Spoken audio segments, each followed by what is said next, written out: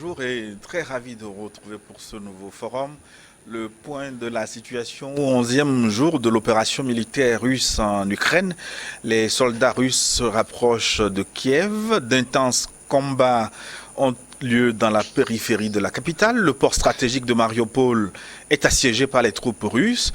Sur le plan de la recherche de la paix, le Premier ministre israélien Naftali Bennett a lancé ce week-end une tentative de médiation avec des visites à Moscou puis Berlin et un entretien téléphonique avec le président Zelensky de l'Ukraine. De son côté, le président français Emmanuel Macron doit s'entretenir de nouveau ce dimanche au téléphone avec Vladimir Poutine. En attendant les résultats de ces médiations, on s'interroge, conflit russe-Ukraine, quelles peuvent être les répercussions sur l'Afrique? Nous en parlons avec trois invités. Au plateau, Luc Abaki. Monsieur Abaki, bonjour. Oui, bonjour Gilles, bonjour à tous nos amis téléspectateurs. Luc Abaki est journaliste, analyste politique et vous suivez de près le conflit Ukraine-Russie. Ah oui, absolument, avec beaucoup d'intérêt d'ailleurs.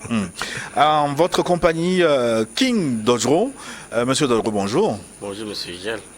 Monsieur Dojro est expert en finance internationale, spécialiste des structurations PPP, partenariat public et privé. Vous accompagnez les entreprises et les États à structurer leur partenariat économique, c'est bien ça? Bien évidemment ça, Monsieur Gilles. Merci et bonjour également à tous les téléspectateurs. Bonjour à nos débatteurs. Une première question, peut-être avant d'entrer dans le vif du sujet. Vous avez votre société installée à Singapour. Pourquoi vous êtes allé si loin? Aller si loin, c'est une question. C'est un territoire qui est favorable à mon corps de métier. Donc, après analyse, c'est Singapour qui retient notre attention et c'est ainsi que nous sommes installés à Singapour. Un Togolais à Singapour, hein. Ça fait le titre d'une belle chanson. Et en duplex d'Amsterdam, nous aurons Francis Sosa. Monsieur Sosa, merci et bonjour merci d'être avec nous. Hein. Bonjour. Bonjour Monsieur Boko, un plaisir de partager le plateau. Bonjour aussi aux deux autres invités. Vous êtes financier et vous allez intervenir sur les répercussions de cette crise sur les monnaies européennes en relation avec le CFA qui est la monnaie d'un grand nombre de pays africains. Nous vous aurons tout à l'heure en ligne. Je rappelle aux fidèles téléspectateurs qu'ils peuvent participer à notre débat avec des questions écrites via WhatsApp. Nous sommes en direct. Plus 228 96 46 10 31, notez bien le contact, plus 228 96 46 10 31. Vous pouvez commencer déjà par nous écrire vos questions concernant cette crise entre la Russie et l'Ukraine. Est-ce que vous êtes touché, vous aussi, déjà par cette crise? Est-ce que vous craignez l'entrée en guerre des autres puissances au point de déboucher sur une guerre mondiale? Quelles sont vos craintes? Quels sont vos espoirs? Nous vous attendons, plus 228 87 46 10 31. Mais sur le plateau, nous commençons déjà. L'Afrique, est-ce qu'elle est concernée par ce conflit qui est quand même très loin, hein? On parle de Russie et d'Ukraine, pas très proche de l'Afrique. Est-ce que l'Afrique est concernée par ce conflit, monsieur Dojro? Partant du principe que nous sommes dans une mondialisation très avancée, quand vous avez une crise aujourd'hui dans un pays aussi petit que cela peut paraître, il y a des effets directs et indirects que tout le monde va ressentir à travers le monde, puisqu'il y a une interconnectivité entre tous les pays du monde, à telle enseigne que nous assistons à un village planétaire. Et bien évidemment, la Russie fait partie aujourd'hui des puissances militaires mondiales qui traitent avec tous les pays du monde. Et les pays africains, en l'occurrence, ont des très bons rapports avec la Russie sur le plan économique, sur le plan diplomatie militaire, diplomatie politique. Donc bien évidemment, quelle que soit la nature de la crise ou de la situation qui prévaut en Russie, ça aura des répercussions sur tous les continents. Ce n'est pas seulement l'Afrique. Eh bien, s'il n'y avait pas de médias, on n'aurait rien su de ce conflit Ukraine-Russie. C'est quand même très loin des pays africains. Est-ce que nous devons nous sentir concernés, Luc Abaki? On n'a pas de choix que de nous sentir concernés, voyez-vous. Il a parlé du volet économique puis militaire, mais je crois qu'en tant que communicateur, justement, vous faites bien de poser la question. Nous sommes nourris fondamentalement par l'actualité qui concerne donc cette opération militaire en Ukraine, de la Russie en Ukraine. Au point qu'on ne parle même plus du coronavirus Ben voilà, qui a défrayé la chronique. Donc, c'est pour dire que, qu'on le veuille ou non, nous sommes psychologiquement impactés justement par cette actualité, parce que la plupart des médias qui nous servent aujourd'hui du contenu partent justement de l'Occident. Et donc, eux, ayant mis un accent particulier donc, sur ce qu'ils appellent l'invasion russe, évidemment, on n'a pas d'autre choix que de ne consommer que cela. Même à travers les réseaux sociaux, je crois qu'on ne parle que justement de cette guerre-là. Et c'est logique parce que, comme il a dit, nous sommes dans une mondialisation avancée. Le monde se planétarise et puis tout ce qui se passe dans un coin du monde est aussitôt su. Et puis cela dit, puisqu'il s'agit bien de la vie des hommes qui est engagée, on ne peut pas ne pas être intéressé parce que dès lors qu'il s'agit de l'espèce humaine qui est menacée d'une certaine manière, et en tout cas dont la vie est engagée, on doit pouvoir s'intéresser, se prononcer, analyser et puis voir quelle contribution nous pouvons effectivement apporter. Justement, vous abordez ma question suivante. De quelle façon l'Afrique doit s'intéresser à ce conflit, suivre l'actualité, croiser les bras, analyser la situation ou mettre sa bouche de temps en temps dans ce qui se passe là-bas? Monsieur Dozoro. Alors, je pense que cette question, elle revient chaque fois pour définir la position stratégique de chaque pays ou de chaque continent dans cette crise que le monde connaît depuis 11 jours maintenant. Hein. Mais bien évidemment, avant cela, on annonçait la Russie avait annoncé qu'elle allait envahir l'Ukraine pour des raisons bien propres à la Russie. Cela doit nous ramener même aux origines, aux motivations de la Russie à faire ce qu'elle a fait. Et si on réussit à définir les causes profondes de cette crise, ça nous aiderait à définir notre position. Donc vous voulez dire que l'Afrique a intérêt à comprendre justement les ressorts de cette crise? Justement, nous devons comprendre profondément les causes de cette crise parce que on a l'impression que on prend juste le sujet à la partie émergée du sujet, de l'iceberg. Mais il y a une partie immergée parce que nul n'est fou. La Russie aujourd'hui a réussi à construire une économie après la dislocation de l'Union soviétique, ne voudra jamais se donner des coups de poing à elle-même pour détruire ce qu'elle a construit depuis les 30 dernières années. Donc les Russes ne sont pas fous pour s'engager dans une attaque avec d'un pays aussi voisin, ami et frère. Revenons à l'histoire. Est-ce que vous savez que anciennement, Kiev était une ancienne capitale de la Russie? Et Moscou aujourd'hui n'a pas 900 ans.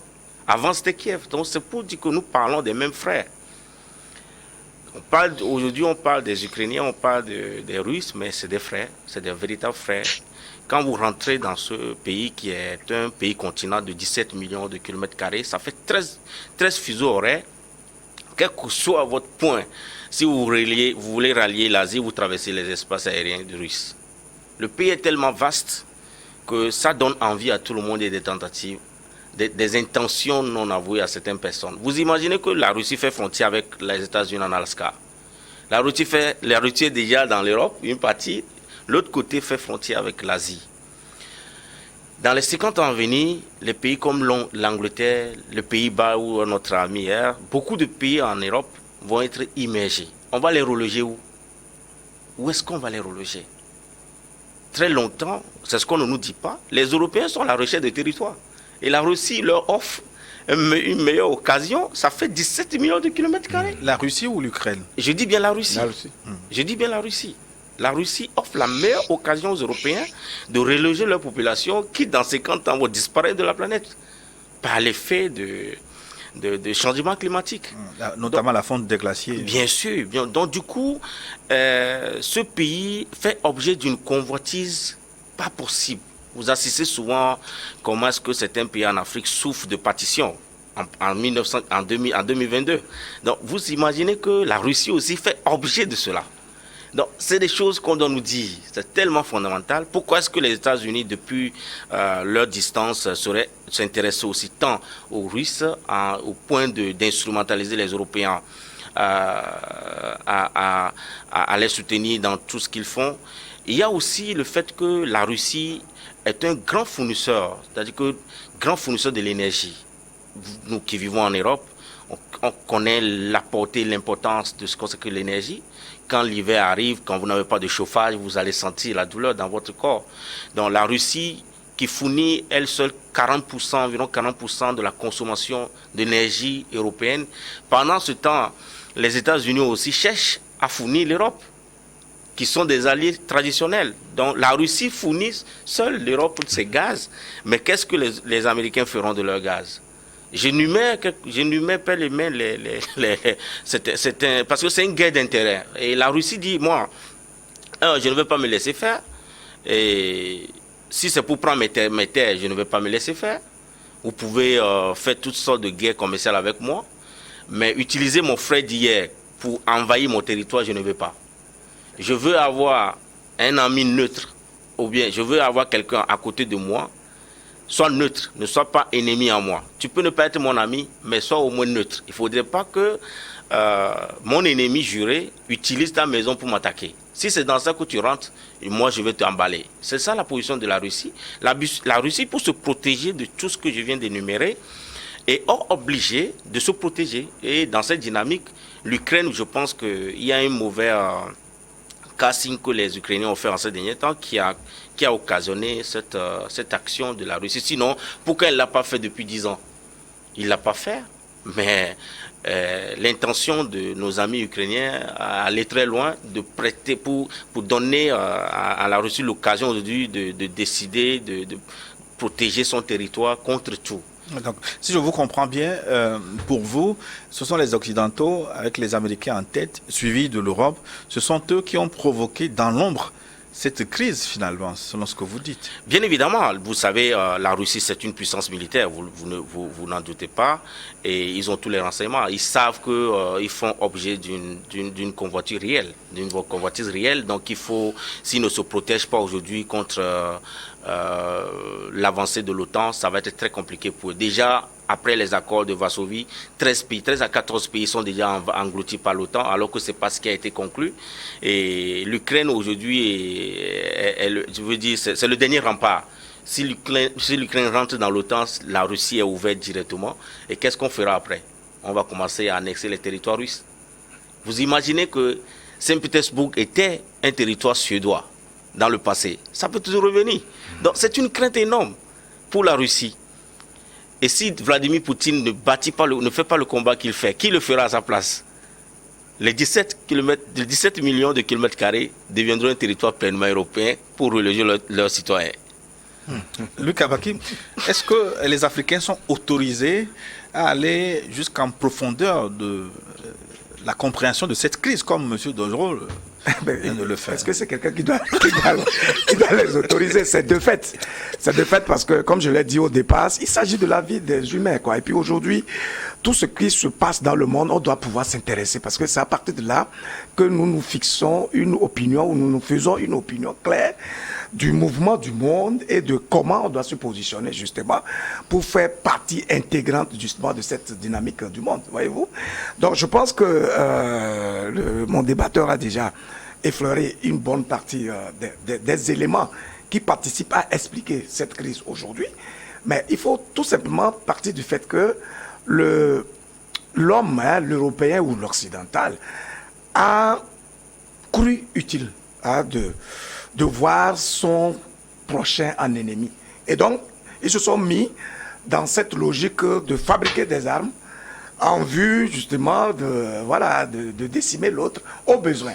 Donc, c'est ça qui a engendré les guerres que nous avons connues. Mais on va partir tout simplement de la Deuxième Guerre mondiale. Lorsque la Deuxième Guerre mondiale a pris fin, l'humanité dans son ensemble a senti le besoin de faire la paix. Et c'est d'ailleurs pour ça qu'on a mis en place l'ONU et les Nations Unies à New York en 1945. Et donc, logiquement, tous les États devaient se fédérer dans une dynamique unitaire en vue de cultiver la paix.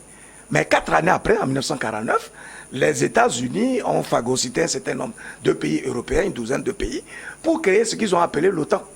Et ça, c'est purement une alliance militaire, dans le but justement d'affirmer une certaine forme d'hégémonie au plan international et d'influencer justement ceux-là qui seraient pas forts, mais qui disposeraient de potentiel, des richesses, etc. Donc, le bloc Est, l'URSS, a vu la menace venir. Ils ont fait le pacte de Varsovie en 1955 pour se regrouper et puis donc constituer une force adverse, voyez-vous. Mais les luttes étant là à tout moment, à un moment donné, l'URSS a été disloquée justement, je crois, en 1991, justement. Et donc, ils étaient entendus quand même que, bon, à partir de l'instant où l'URSS n'existe pas, et il y a des principes où on ne doit pas se menacer mutuellement, puisque tous, ils ont des armes sophistiquées, etc. Donc, logiquement, l'OTAN n'allait pas s'étendre dans les pays qui faisaient partie de l'ex-URSS. Aujourd'hui, est-ce que c'est comme les pays baltes? Ben, justement, ils ont phagocyté pratiquement tous les États. Et puis, vous savez qu'en 1962, il y avait eu un incident où l'OTAN avait pris le risque de poser des missiles en Turquie. Et l'URSS, pour réagir, est allé poser ses missiles au Cuba. Et donc, le président Kennedy d'alors a menacé, il a fulminé, il a estimé que c'était pratiquement une déclaration de guerre. Mais les échanges étant là, ils se sont entendus, tous ont retiré leurs missiles. Ça veut dire que le principe est acquis, que personne ne doit aller dans le périmètre de sécurité de l'autre. Alors aujourd'hui, on instrumentalise justement l'Ukraine dans le but précis d'atteindre la Russie, parce que la Russie a réussi, en tout cas sous Poutine, a réussi à se construire, à se refaire, du moins sur le plan militaire, et à créer la force qu'il faut. Donc, en termes de rapport de force, on sait très bien que si on ne disloque pas la Russie, l'OTAN même est menacée. Logiquement, après la dislocation de la Russie et même du pacte de Varsovie, logiquement, l'OTAN aussi aurait pu se démanteler. Mais si ils sont là et ils continuent justement de s'étendre, ça veut dire que la Russie a toutes les raisons justement de s'organiser pour pouvoir créer une force alternative sérieuse. Je crois que c'est ça qui est en train d'aboutir justement à cette crise-là. Et malheureusement, les Ukrainiens, en tout cas le régime ukrainien actuel, qui est arrivé au pouvoir dans les conditions que nous savons, est un instrument que les Occidentaux utilisent aujourd'hui de façon farouche en vue d'atteindre la Russie, comme il a dit. Ah oui, donc, dans ces conditions-là, quand on comprend tout cela, bien sûr, nous, en tant qu'Africains, on va avoir les effets collatéraux et on ne peut pas ne pas s'intéresser à... Oui, mais tout ce que vous dites ne se trouve pas à la surface pour aller dénicher les causes, la compréhension de cette guerre. Ça veut dire qu'il faut aller dans les souterrains. Mais comment les Occidentaux ont pu construire cette subtilité qui a permis de cacher, entre guillemets, les causes de la guerre? Parce que ce qui apparaît aujourd'hui, c'est un pays envahi par la Russie avec des bombes qui crépitent. Donc il y a un ennemi tout désigné. Bien évidemment, M. Gilles, vous comprenez que la véritable guerre, la véritable arme que nous avons au XXIe siècle, c'est le média. Voilà. Et quand les médias sont orientés contre vous, en votre faveur, vous gagnez la guerre. Alors donc, que tous les médias occidentaux s'alignent sur la politique. Bien évidemment. Pourquoi est-ce qu'on a interdit l'émission de RT en France? Ouais, les Russia Today. Bon, parce que elle viendrait donner une autre version de ce que les Occidentaux veulent nous servir. Servir d'abord à leur population et nous servir à nous d'autres qui sommes leurs vassaux, si vous voulez bien l'expression. Donc je suis tout à fait d'accord sur le développement de M. Luc. En fait, il faut comprendre les Occidentaux. Ils sont sur un territoire à risque, à haut risque. Depuis la nuit des temps. Et c'est ce qui les a motivés à développer tout ce que nous avons vécu. D'abord l'esclavagisme, après la colonisation et tout le reste. Parce qu'ils sont sur un territoire hostile. Hostile à tout ce qui est d'abord dans un premier temps, dans les anciens temps, à l'agriculture. Donc il fallait chercher des terres. Et ça les a conduits à faire des guerres, des conquêtes. Et de ces conquêtes transformées en d'autres mots en la colonisation de notre continent. ils continuent toujours la même chose. Et les raisons, quand ils viennent chez vous, bien évidemment, ils cachent leurs intentions.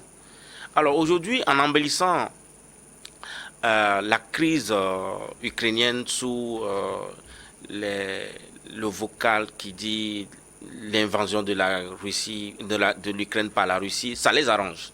C'est ce qui les arrangerait parce qu'il faut ici se faire passer pour la victime pour qu'on ne cherche pas à approfondir les raisons qui ont poussé la Russie, la toute-puissante Russie, à attaquer son petit frère qui est l'Ukraine. Ou alors, si vous même dit grand frère, parce que si on parle du fait que Kiev était la capitale de l'ancienne Russie avant le Moscou, et Kiev fait pratiquement 600 000 km² contre 17 millions de km², donc il n'y a même pas de match en termes de choses. Il est vrai que comme je le disais tantôt, la population russe est l'une des populations qui vieillit. Hein. Aujourd'hui, ils sont passés de 150 millions à 142 millions. Vous imaginez? C'est des choses que les gens n'analysent pas. Vous voyez, donc les Russes en ce moment, c'est une nécessité pour eux de défendre leur territoire. C'est une nécessité parce que, vous êtes dans un pays où la population baisse du fait de la vieillesse. 2, l'OTAN et ses alliés s'activent pour déployer d'autres stratégies pour vous couper du monde. Aujourd'hui, la Russie est contrainte de se redévelopper, de se redéployer pour devenir une puissance alternative. Je me demande même s'il n'y a pas la Russie, est-ce que l'OTAN aura sa raison d'être? Parce que tout ce que l'OTAN fait, c'est contre la Russie. On a l'impression que l'OTAN a été créé uniquement pour pouvoir contrer l'évolution de la Russie, parce que l'URSS était une puissance qu'on craignait. Quand on l'a disloqué, la Russie vient, il y a un autre Poutine qui vient après les autres présidents qui faisaient leur affaire, mais et Poutine vient, il rompt la relation, il dit non, moi je vais ressusciter notre empire, notre ancien empire avec la puissance économique et militaire. Donc ce n'est pas de gré ou bien ce n'est pas la joie pour les Occidentaux.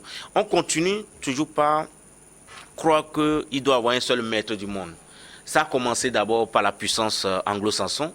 La Grande-Bretagne était le bras financier des Américains et les Américains étaient le bras armé. Aujourd'hui, il y a une autre reconfiguration qui commence où, au départ, les Occidentaux luttaient que la Russie ne s'allie pas à la Chine, parce que la Chine devient une puissance financière et économiquement très avancée.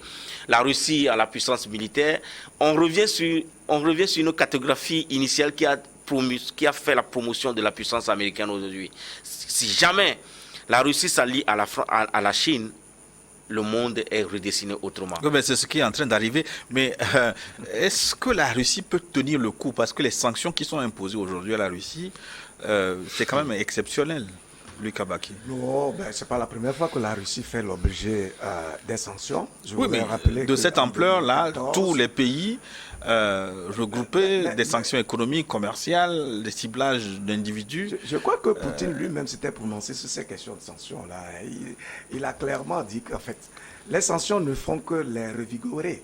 Et puis, quand vous analysez très bien ce qui se passe actuellement, en réalité, ceux qui prennent les sanctions subissent même les contre-coups de ces sanctions-là, voyez-vous.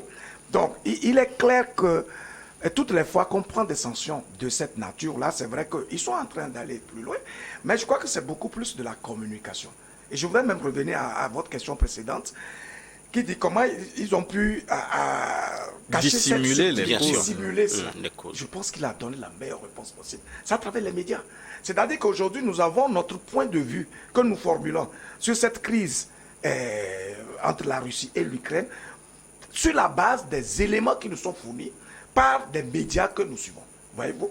Donc c'est un canal important. Et puis je rappelle qu'il y a eu beaucoup de faits, en tout cas en Ukraine, qui ont été très proprement sucrés pour la simple raison que ça n'arrange pas les Occidentaux.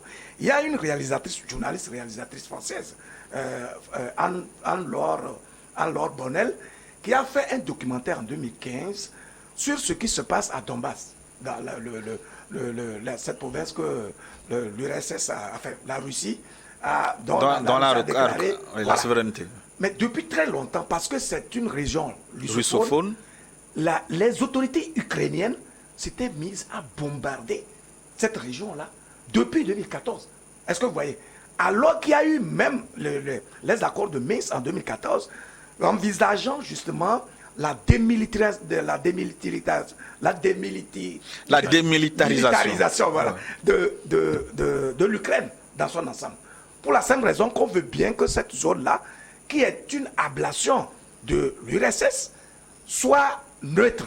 Est-ce que vous comprenez? Mais puisque c'est une zone russophone, ils ont décidé de les blâmer, de faire des exactions, de les tuer, jusqu'à ce qu'on évalue aujourd'hui à près de 14 000 victimes.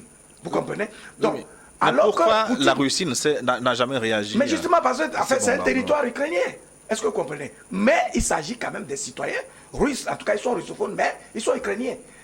Et donc, c'est pour ça que la Russie, à un moment donné, est obligée de réagir, surtout qu'on est en train d'instrumentaliser ce régime ukrainien actuel dans le but justement de fragiliser la Russie. Et puis, il ne faut pas oublier qu'au cours de la Deuxième Guerre mondiale, la Russie a perdu plus de 20 millions de citoyens. Et donc, il y a encore des séquelles. Et Poutine lui-même a eu à vivre, si vous voulez, des conséquences de cette guerre-là. Aujourd'hui, il a compris que s'il veut sauver sa race à lui, les Slaves, que les Européens ont tendance à considérer d'ailleurs comme des esclaves, il doit se battre. Et je pense que c'est dans cette bataille qu'il est aujourd'hui et qui fait que il a grandi, il s'est mis dans une position qui fait qu'il a créé la force alternative possible. Ce qui est clair, c'est que la Russie va gagner ce combat, en tout cas, et je pense qu'il va réussir à neutraliser le régime ukrainien, c'est évident. Et puis, dès lors qu'elle est devenue une puissance nucléaire, les Européens ne peuvent même pas se mêler, quelles que soient les sanctions qu'ils prennent. Vous allez voir que eux-mêmes, ils vont dissiper cela du jour au lendemain, parce que la Russie s'est toujours créée les puissances. Et vous avez vu, ils ont commencé à se rapprocher davantage de la Chine. Et donc, c'est clair que ça devient un poids très lourd et une alternative réelle. Et si les Européens ne font pas tout pour renoncer à ces genres de sanctions et faire en sorte à rétablir la situation, c'est eux qui vont finir par culbuter. Oui, je vais retrouver tout à l'heure M. Sosa sur les répercussions de cette crise, les répercussions sur les monnaies européennes et africaines. Le temps de demander à M. Dodgero si la Russie ne va pas s'étouffer avec ces sanctions tous azimuts. Hein. D'abord, revenons sur le profil du meneur du jeu qui est M. Poutine. Vladimir Poutine. Voilà. C'est quelqu'un qui est très fort en anticipation. Il a été surpris pour la première fois quand on l'avait sanctionné sur les produits agroalimentaires. Sa réaction aujourd'hui a rendu la Russie autonome sur le plan agroalimentaire. Je parle économiquement. Bien évidemment, la Russie a vu venir ces choses, les sanctions possibles que les Occidentaux vont lui affliger quand elle décidera d'attaquer l'Ukraine. Et lesquelles sanctions qui vont toucher quoi dans les relations économiques avec l'Europe? Sa fourniture essentielle de l'énergie, qui représente 40% de la consommation européenne, c'est l'essentiel de ce que la Russie produisait. Et en retour, la Russie achetait les produits agroalimentaires. Il n'a pas développé son économie agricole au profit pour pouvoir permettre un échange équilibré économiquement entre l'Europe. En fait, c'est des accords, un échange équilibré entre l'Europe et la Russie. Mais quand ils l'ont sanctionné, il a développé son économie. Ce qui va se passer, c'est que la Russie va développer encore d'autres secteurs d'activité économique qui, dans le passé, dépendaient de l'Europe ou d'autres pays. Il va les développer. Quand on parlera des influences, il va les développer davantage. Déjà, il s'est retourné directement vers la Chine pour tout ce qui est solution fourniture de l'énergie. Ça, la Chine va consommer sa production. La Russie va s'équilibrer. N'oubliez pas que c'est en dehors des Américains, la Russie fait partie des pays qui livrent les armes. Le commerce international le plus juteux au monde, c'est la vente des armes. Et la Russie est très active sur tous les continents, d'ailleurs, pour commencer. Et ce qui a Surtout vu avec les nouvelles armes qui sont expérimentées en Ukraine, ça va donner de l'eau à la bouche bien évidemment. à beaucoup de pays. N'oubliez pas que les 5 dernières années, déjà, la Russie est en train de grimper même sur le continent africain. Nous sommes environ à 25, nous sommes autour de 25 milliards d'échanges entre la Russie et l'Afrique depuis les 5 dernières années. En tête, il y a l'Afrique du Sud qui est en tête, il y a l'Égypte, il y a la Tunisie, en Afrique de l'Ouest, ici on a la Côte d'Ivoire, on a le Sénégal. qui sont des pays qui commercent beaucoup avec la Russie, vous allez voir que la Russie va faire une réorientation. C'est là, ça va être des avantages pour l'impact. Le Mali, hein? Oui, non, je ne veux pas aller là-bas. Moi, mon avis, quand je regarde sur le plan économique, l'impact de cette crise pour l'Afrique, il sera du côté de dans le rapport Afrique et Russie, les Africains gagneront assez parce que la Russie va réorienter ses ressources vers l'Afrique en termes d'investissement, en termes de recherche de nouveaux débouchés. Et vous allez voir qu'il y aura beaucoup de promotions d'investissement russe. Mais par contre, les Européens vont être obligés de réorienter leurs réserves pour pouvoir combler le vide que cette rupture avec la Russie va créer. Quand le coût de l'énergie va augmenter en France, bien évidemment, l'État français sera obligé de subventionner le gap. Si l'État français ne finance pas le gap, les gilets jaunes vont se soulever encore. Donc vous imaginez, on a l'impression qu'on s'est tiré une balle dans les pieds en fait. Pendant ce temps, cette position de la communauté internationale, bien de l'OTAN, qui oblige la Russie à sortir du système international bancaire, rapproche davantage et développe davantage le système que la Chine a déjà mis en place depuis des années. Quand la Chine veut financer un État, la Chine utilise ses propres systèmes pour transférer l'argent vers ton pays. Est-ce que vous le savez? Ils n'utilisent pas le SWIFT. Non, ces pays-là savaient déjà que cette hégémonie américaine autour du dollar n'est pas quelque chose qui leur garantit la pérennité de leur développement. Donc, il faut développer des alternatives crédibles. Et de ces alternatives, il faut se débarrasser au fur et à mesure progressivement de l'importance du dollar dans nos transactions internationales. Vous comprenez? Donc, du coup, la Chine, dans ses rapports avec l'Afrique du Sud, n'utilisait pas souvent le dollar pour faire des transactions. La Russie, vous allez en Chine, vous pouvez payer en roubles. Vous revenez en Chine, vous allez en Chine, vous pouvez payer en roubles. Vous revenez en Russie, vous pouvez payer en yuan. Ils sont arrivés déjà à ce stade-là.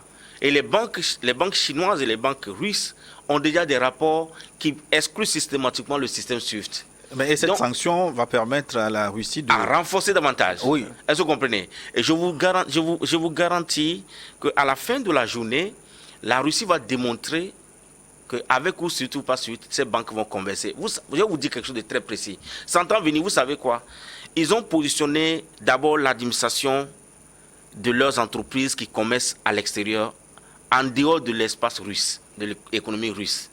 Parce qu'ils savent que les sanctions peuvent venir un jour.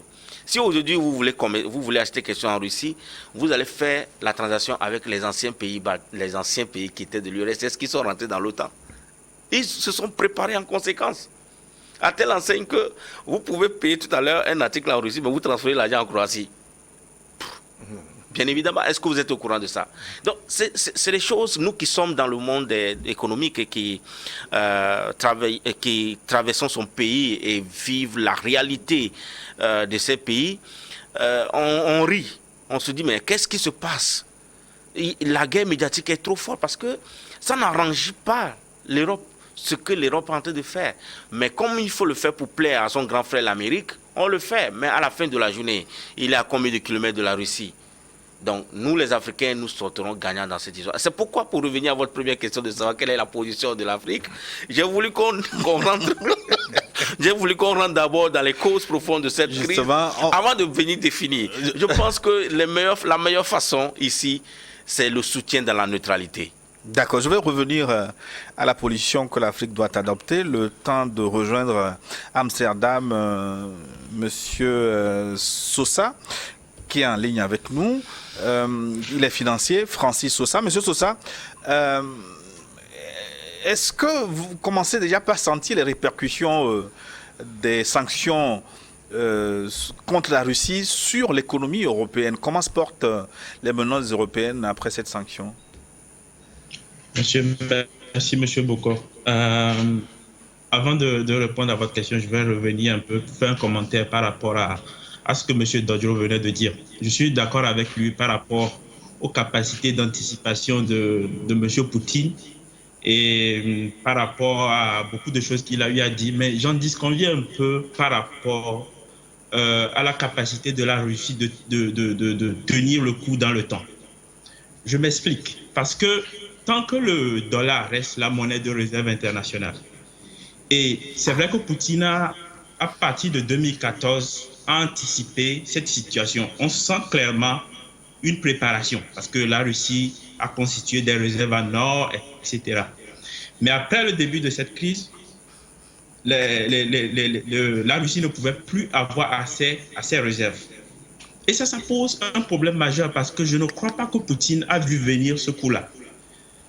Est-ce que la Russie pourra tenir? Oui, mais le temps joue contre Poutine. Plus le temps passe, et en plus, une guerre peut être gagnée militairement, mais il faut aussi gagner la guerre d'un point de vue politique. Je ne suis ni pro-russe, ni pour les Occidentaux, mais je crois que la sagesse doit prévaloir. À un moment donné, il va falloir que les gens s'asseyent pour trouver une solution à cette crise-là. Donc ça, c'est par rapport à la capacité de Poutine de tenir, à la capacité de la Russie de tenir. Et aussi, j'aimerais ajouter un point très important, c'est que le pouvoir russe repose sur 3 choses. L'armée, les oligarques et le peuple. Quand aujourd'hui, avec les sanctions, les oligarques sont touchés à leur portefeuille, le peuple est aussi touché dans une certaine mesure. L'armée est touchée. Donc, ça pose un risque majeur. Et il ne faut pas ignorer ce risque-là. Pour revenir à votre question, je crois que oui, évidemment, les sanctions de l'Union européenne liées à la crise en Ukraine touchent l'économie européenne. Comme vous avez dû le constater, l'euro a perdu sa valeur par rapport au dollar. Une perte de valeur qu'elle avait déjà amorcée par rapport aux anticipations des investisseurs, par rapport à la politique monétaire des États-Unis. Donc oui, puisque je vais aller dans le même sens que M. Dodro sur ce point-là, la Russie a une importance majeure dans la fourniture de l'énergie en Europe. Et l'économie sans l'énergie, l'économie, c'est juste de l'énergie transformée. Donc, quand vous dépendez de quelqu'un pour la fourniture d'énergie et que à cause des sanctions, vous ne pouvez plus avoir accès à cette énergie-là, ça pose des problèmes majeurs. Ici, en Europe, beaucoup de personnes se posent des questions par rapport à leur capacité de faire face à la facture énergétique pour le chauffage et pour beaucoup d'autres choses. Merci. Alors, donc les répercussions sont réelles selon vous, mais dans quelle proportion ces sanctions vont agir sur les économies européennes? Et de l'autre côté, est-ce que le CFA qui est arrimé à l'euro va sentir aussi le coup? Ok, merci pour la question. Oui, bien sûr. Je crois que dans cette crise, beaucoup de personnes, beaucoup de zones économiques vont perdre. Mais la zone qui va perdre énormément, c'est la zone euro. Parce que les économies sont interconnectées, sont liées. Déjà, les investisseurs sont en train de se délaisser des actifs en euros pour se reporter sur des actifs en dollars à cause de la recherche de sécurité. Le CFA étant arrimé à l'euro, a déjà perdu un peu de valeur par rapport au dollar. Donc ça va se répercuter surtout sur la capacité d'importer en dollars. Maintenant, pour ajouter quelque chose à ce point-là, le risque monétaire, il est là. Mais le risque le plus élevé est lié à l'inflation, surtout aux sanctions liées à l'énergie qui ont augmenté le prix du pétrole et qui vont augmenter l'inflation. Déjà, avec le Covid, nous avons observé l'augmentation du niveau des prix. Cette situation-là va s'aggraver avec l'augmentation du prix du pétrole. Les fortunes seront un peu diverses, même si la zone CFA sera touchée du point de vue de l'inflation. Même les zones à côté, comme la zone CIDIS et le NERA seront touchés aussi. Le NERA, bien sûr, va jouir du fait que l'augmentation du prix du pétrole va profiter au budget du Nigeria. Et ça, c'est une bonne nouvelle. Mais un pays comme le Ghana, qui est net importateur de produits de pétrole brut, va avoir des difficultés parce que le Ghana était déjà sorti affaibli de la crise du Covid. Merci. Donc, une dernière question. Finalement, le seul gagnant et le plus grand gagnant de cette guerre, celui qui profite le plus ou profitera le plus, c'est le dollar et les États-Unis.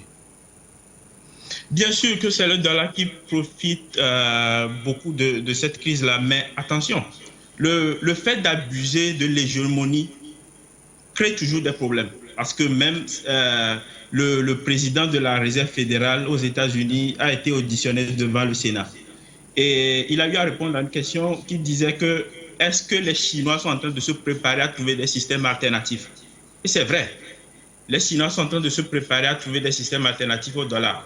Donc, le fait d'abuser de cette position menace même le dollar à long terme parce que le jour, ça va prendre du temps, environ 5 ans pour développer des systèmes qui peuvent constituer des alternatives au dollar. Mais ça pose un problème à long terme, même si le dollar en jouit aujourd'hui, ça pose un problème à long terme. Parce que si vous avez remarqué, quand les sanctions, en début de semaine, le Bitcoin a pris, les cryptos en général ont pris un peu de valeur, même si ils ont renoué avec la baisse en fin de semaine. C'est parce que, à cause des sanctions, les gens commençaient pas à se reporter sur les Russes et les Ukrainiens commençaient pas à se reporter sur le marché crypto.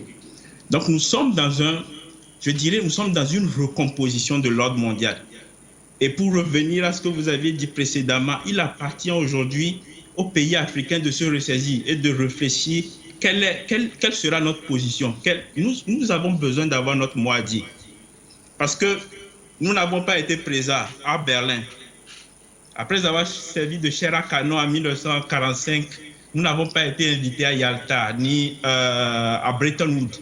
Cette fois-ci, à cause des réseaux sociaux et à cause du monde qui est en train de se recomposer, nous sommes au courant des enjeux. Il faut aujourd'hui qu'on se ressaisisse et qu'on compte dans le Conseil des Nations. Merci. Merci. Francis Sosa, encore qu'il faut comprendre ce conflit et pouvoir prendre les décisions qu'il faut. Merci beaucoup. Vous étiez en duplex avec nous d'Amsterdam aux Pays-Bas. Monsieur Dojo, je vous renvoie la question. Selon ce qu'il dit, les Russes, quoi qu'il en soit, vont sentir dans leur peau les sanctions. Pendant combien de temps la Russie peut tenir ?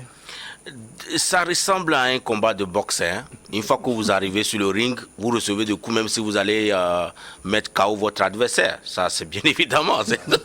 C'est un combat de boxe. Et je vais aller en profondeur encore.